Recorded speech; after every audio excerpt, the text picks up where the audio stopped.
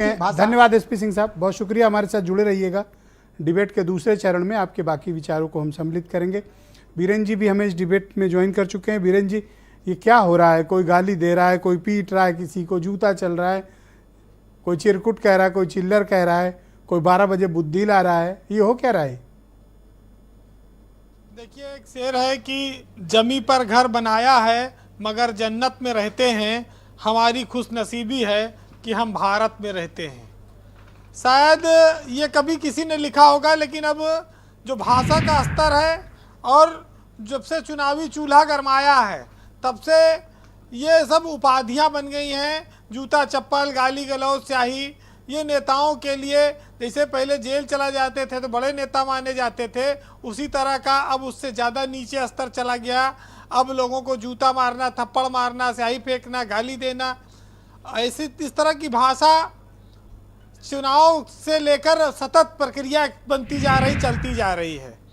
तो जो नेताओं को लेकर मर्यादा की बात कही जाती है, शुचिता की बात कही जाती है, वो चीज़ें तो अब अपने सियासत में रही नहीं, क्योंकि नेताओं का कोई चरित्र नहीं है।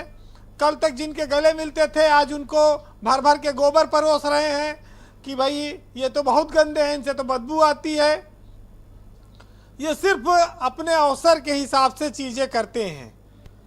ब्रजेश जी, सियासत को यह अनुमति नहीं होनी चाहिए कि वो भाषा की सारी मर्यादा लांघ जाए और लांघती रहे और बोलती रहे, उस पर कोई अंकुश ना हो। ये तो सरकारों को तय करना होगा, क्योंकि सबसे ज़्यादा जिम्मेदारी उनकी है। दूसरे नंबर पर राजनीतिक दल भी आते हैं, उनको भी अपने अपने नेताओं पर लगाम लगानी होगी, क्योंकि ये जो भाषा है ये टीवी से और सोशल मीडिया से हजारों, लाखों, करोड़ों लोगों तक पहुंचती है। और हैरत की बात यह है कि समाज को, राजनीति में लोग इतना बढ़ चुके हैं कि इस भाषा पर भी लोग साथ देते हैं एक दूसरे का और उसको समर्थन देते हैं, सही बताते हैं कि पहले ऐसा हुआ, कब ऐसा हुआ। आज इस देश में लड़ाई 26 बनाम 36 की है। लड़ाई है इंडिया बनाम घमंडिया की। उस लड़ाई में ये चीज़ें आ रही हैं जिसमें गाली गलौज और जूता चप्पल की बात है। एक सज्जन ने आज कहा कि अगर उन फला मुख्यमंत्री के ऊपर जूता फेंक दिया जाए तो मैं इनाम घोषित करूंगा, इनाम दूंगा। ये भी बात वाजिब नहीं है, इस पर भी रोक लगना चाहिए। लेकिन ये पूरे उत्तर प्रदेश की समस्या नहीं है, पूरे देश की समस्या है, क्योंकि बहुत सारी जगहों पर ये सब चीज़ें आती हैं। ओम प्रकाश राजभर को एक जाति विशेष के लिए ये बात बयान नहीं देना चाहिए था, जिसमें 12 बजे बुद्धि की बात कही गई।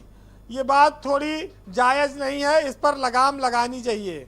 ये ज़रूर है कि हमारे देश में और इस प्रदेश में सत्ताओं की खातिर महिलाओं के भी चीरहरण हुए हैं, लोगों ने अपनी आंखों से देखा है। तो यहाँ तो बयान है, कोई बहुत बड़ी बात नहीं है।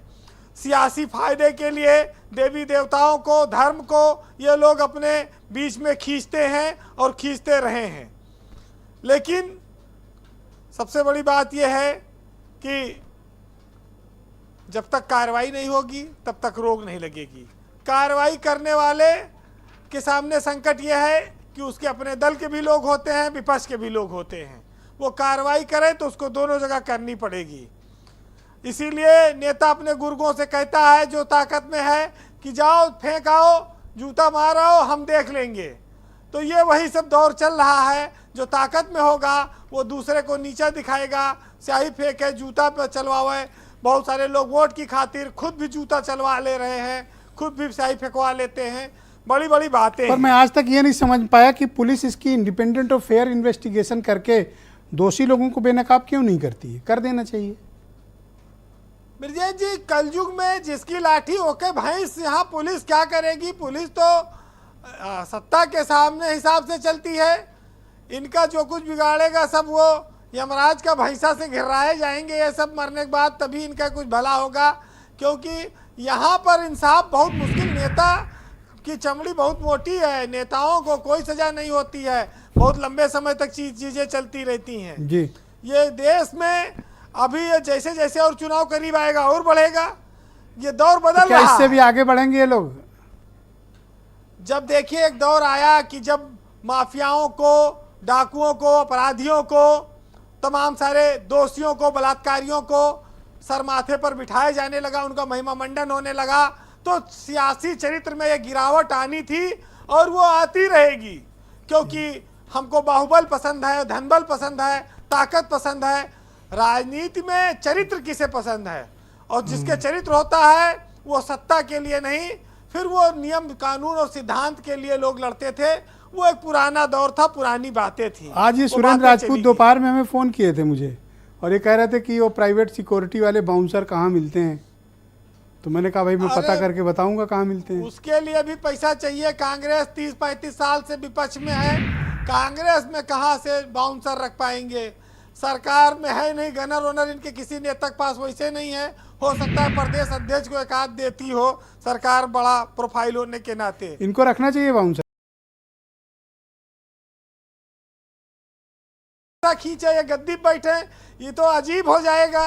बाउंसर छोड़ के भाग जाएंगे, कोई नहीं रुकेगा। ठीक, अच्छा तो चलिए जी। एक साहित्यकार ने लिखा है, सुनिएगा कि जो चक्की चल रही है उसके दोनों पार्ट उल्टे हैं। जो बेईमान है वो बेईमान कहते हैं, जो दुनिया में सुनाई दे उसे कहते हैं खामोशी, और जो आंखों से दिखाई दे उसे तूफान कहते हैं। और मेरे अंदर से एक एक करके सब कुछ हो गया रुखसत, बस एक चीज़ बाकी है जिसे ईमान कहते हैं।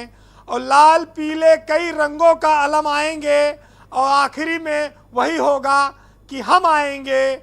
और इस बार हमने ज़मीनों में धुआं बोया है, इस बार फसल नहीं बम आएंगे। बहुत शुक्रिया आपका बीरेन जी, बहुत बहुत धन्यवाद ग्राउंड जीरो से अपने इनपुट और फीडबैक हमें उपलब्ध कराने के लिए। बहनों भाइयों, इस डिबेट को आगे बढ़ाते